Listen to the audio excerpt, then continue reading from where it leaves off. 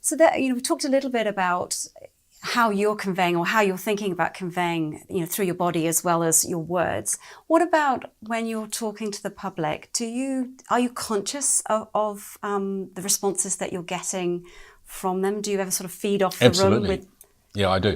And maybe that's years of standing in front of people, but you nearly have a sixth sense of how people are responding, whether that's empathy or EQ or whatever it is.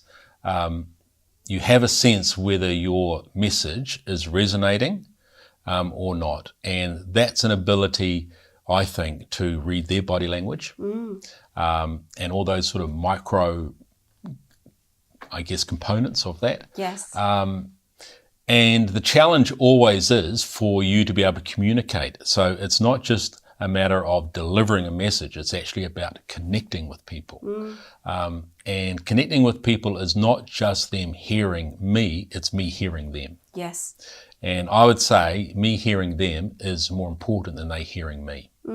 Because if I can hear them, then that's part of my ability to be able to assess from a multiplicity of views and ideas. I don't ascribe to, when we come to Parliament and do a conscience vote, of actually just, I will listen to people on all sorts of issues, and next year we'll have probably 3 or 4 conscience votes on quite significant issues. Yeah. I'm not going to take a poll and vote accordingly, but I'm going to listen to people, and in the end I will vote according to what is going to enable me to be genuine. So it's my conscience, but it's also people having a say and being able to communicate to me their conscience. And so that's actually probably one of the most critical areas when it comes to listening to your constituents. When it comes to a vote from New Plymouth electorate, one vote out of 60,000 people on an issue. And I know in the past when I voted on different things, I get people email me, we disagree with you, we agree with you, I'm going to support you, I'm never going to support you. And it all comes through. But in the end, I've got to go to sleep at night and be able to think that I've done the best I can to be able to, communicate that position. And so that might be in front of a group of people, we discuss an issue, but it's also when I go about day by day and I visit a school or business or community group, it's really important to be able to listen to every person who take their time to talk to you and not be too tired, too distracted or too busy to not listen. Because that, I would say, is the occupational hazard for politicians, is actually they just get weary. Yes. And people might find they've only got one opportunity, and there you are in front of them to be able to say something, I was like yesterday, I was at Okado's Christmas parade, and there were about half a dozen people I had a chat with, and I chatted with them for the first time ever. So in that few minutes, I spoke with each one of those people about their, what they were doing and what their job was and how they saw things. It's important to have really positive engagement.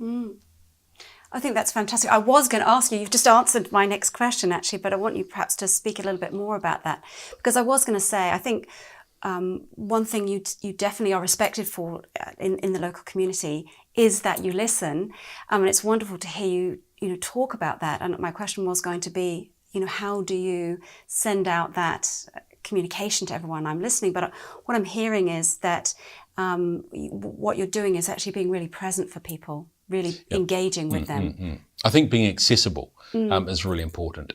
And for example, on the weekend, I will have in my diary all the community events, school gala days, a whole bunch of different things that are happening. And what I try and do is get to as many as possible, because what it is, it's not many people come knocking on my door, I want to talk to you. And if they do, it's usually because they're kind of at the end of the line. Yeah. They've been through government departments, they've been different places. But for every person that comes to my office, there's probably 100 who'd like to talk to me about something, but their situation isn't bad enough. So I push myself out of the community to be accessible. I walk around, and I might not have, major engagements, but I'm there. And I do remember back in 2014 in the campaign, I won't go into the story, but I was at Waitara once, and this Maori guy said of me, "Oh, Jonathan Young, you can go and talk to him. He walks down our street." And I thought, that is exactly what I want to achieve. I want to have people who don't know me feel they can come up to me and talk to me because I'm within the realm of where they live. Yep. And sometimes I'd go down, I'd put stuff in letterboxes down the street to say, this next Saturday I'm going to be in your area, give me a ring, I might knock on your door. And all of that is to just create connectiveness. And I think that's a really important thing. And that's them connecting with people that they ordinarily might not connect with because of our busy lives and schedules. Absolutely. That's fantastic.